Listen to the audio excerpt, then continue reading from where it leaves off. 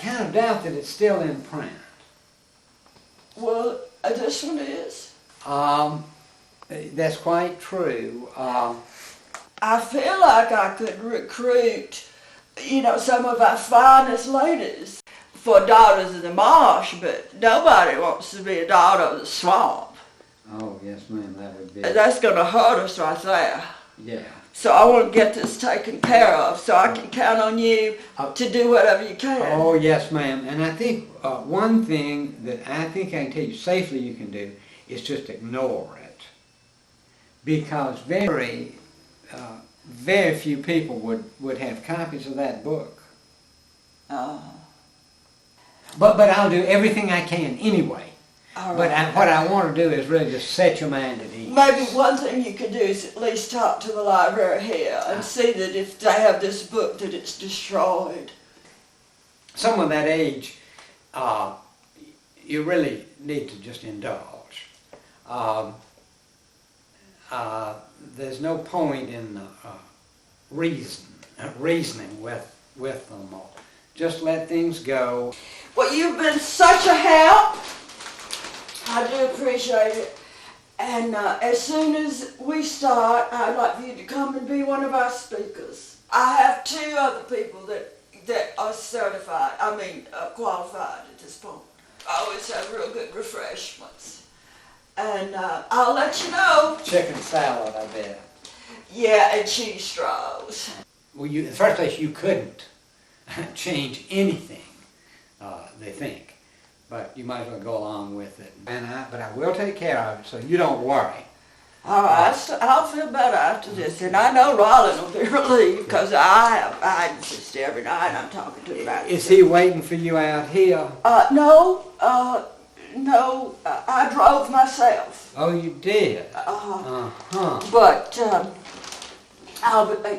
What kind of car do you have?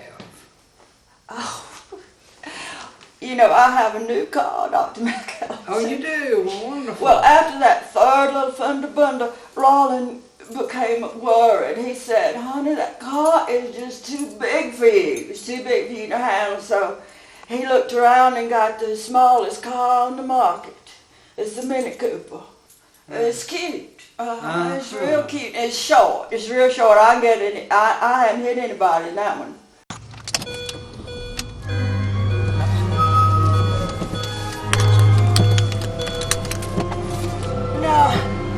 Rollin got this car for me because I had a few little fender benders.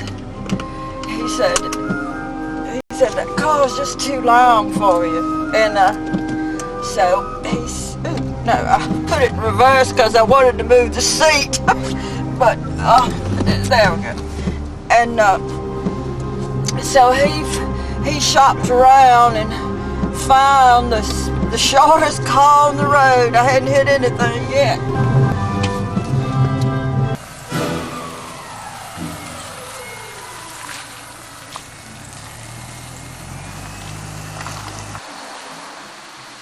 Let's go. I need to get a chandelier. Symphony Orchestra. Here comes the car.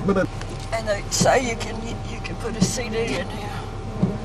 But all I have is tapes.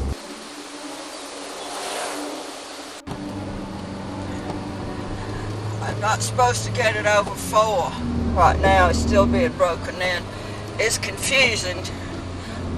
This isn't a speedometer. It's a tachometer. And, but I think it's a speedometer. And so I think I'm going 30 miles an hour, but I'm going 60. And I got a couple of tickets. I like this car. But you get a bump or 2 in it. How long have you had it? A week. Now here, this is confusing. They have 3 lanes right here. Where are we going now? We're gonna go, I'm gonna go here and see if I can find a chandelier for my sorority house. I was over there the other night. And I didn't like the light fixtures.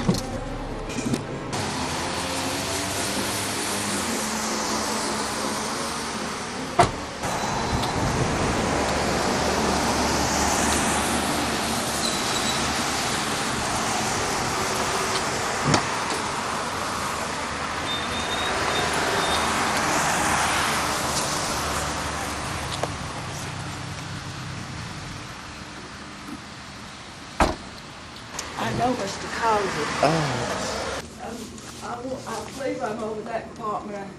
I'm looking for a chandelier. Okay. Next door? All right. Is Mr. Cosby in? No, he's not. Not right now. He's been gone for a couple All hours. right. See, they got just worlds of light fixtures here. What do you think about this? Very nice. I don't know if it's enough light. Do you have anything in particular in mind? Well, I want something that, makes a statement. I want something that says we're here and we're here having a good time. See, this just doesn't do much for me. Mm-hmm. And this looks like, I don't know, a pool hall. This looks sort of,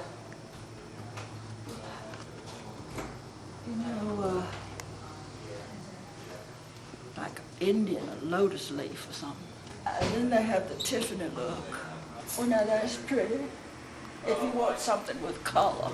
Is this going to be for like the main dining room or the entrance or? No, actually, the one that bothered me most was just right in the foyer. To tell you the truth, they don't have much style. Well, no, how you do? I'm looking for a chandelier for a sorority house. Okay. I just want something that makes a big show. To tell you the truth, these girls don't have much style going one way or another. This one looks too much like a church. You start getting dizzy. Have you sold any of these? I'm sure we have, yeah. This one has a little doodads on it. But I definitely want to go with the brass or the hi, how you doing? Fine, how are you? All right, or the glass prisms chandelier. Okay. Do you know if this particular model has gone? Was that the one? This is the one. Do you know who else has bought this? She doesn't want it to be common now. Right, I want to be unique. I mean, that's probably the next most common other than the round ball. Ooh, well, I want something a little different. I want it traditional but different. Now, what kind of lighting do you have in your dorm room? We've got some great new, it comes in a bottle and you just spray it on and you put newspaper underneath it and it'll clean it. You don't have to rub anything, you don't have to dust anything. Well, that's a trick. I'm just going to have to bring one of the girls down here. Yeah, it does help to have a second opinion. Yeah. Thank you so much, hon. Thanks. I appreciate it. Have a good day. Thank you. If Mr. Causey comes back, would you tell him Miss Lauralee was by here? Sure. Just too many choices.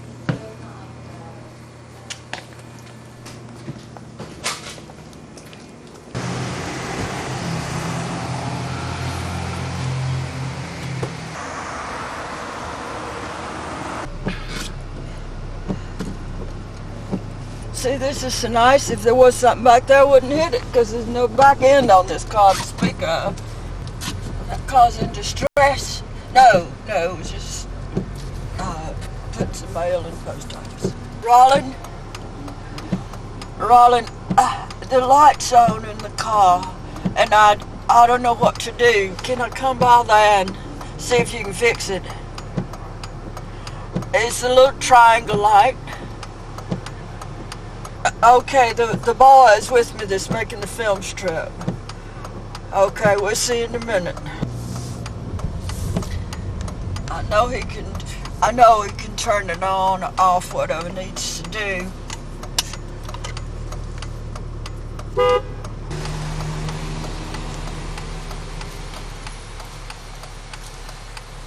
Hey, What is the problem? this light just keeps blinking. Honey, just push that little button there. Just push that little button that's blinking. No. Yeah, yeah. That stopped it. That's all it is too. Well, we talked with Hubert McAlexander. Yes, and he's I a think fine he's gonna lad. help us. A fine lad. Good. Well, He's going to see about that book in the library.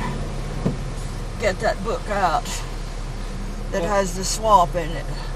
Battle of Bloody Swamp. He told me not to worry about it. He doesn't think there are many of those books out anymore.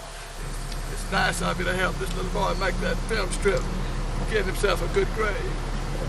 He's been working so hard. Don't get hit. Are you going back to the office? I'm going back to the office and do a little more paper shuffling. All right. Bye, honey. Bye-bye. Thank you, darling. Don't mention the sweet pie.